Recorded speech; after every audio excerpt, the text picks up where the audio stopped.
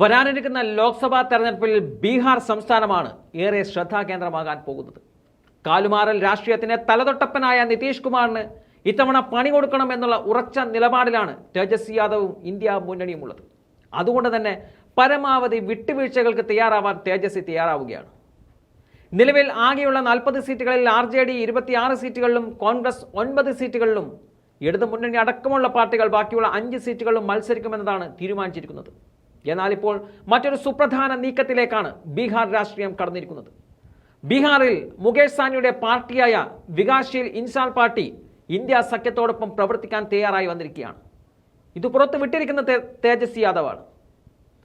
RJD 26 സീറ്റുകളിൽ മത്സരിക്കുമെന്നും എന്നാൽ മുകേഷ് സാനിയുടെ പാർട്ടിക്ക് തങ്ങളുടെ പാർട്ടി കോട്ടയിൽ നിന്നും 3 സീറ്റുകൾ നൽകാനാണ് തീരുമാനിച്ചിരിക്കുന്നതെന്നും തേജസ്വി യാദവ് പറയുന്നുണ്ട്. ഗോപാൽഗഞ്ച്, ജാൻജാൻപൂർ, മോത്തിഹാരി സീറ്റുകൾ മുകേഷ് സാനിയുടെ പാർട്ടിക്ക് നൽകിയിട്ടുണ്ടെന്നും അദ്ദേഹം പറയുന്നുണ്ട്. ബീഹാറിൽ കിട്ടാവുന്ന പരമാവധി വോട്ടുകൾ ഇന്ത്യ മുന്നണിക്ക് അനുകൂലമാക്കുക എന്നുള്ള ലക്ഷ്യമാണ് ഇപ്പോൾ തേജസ്വി യാദവിൻ്റെ മുന്നിലുള്ളത്.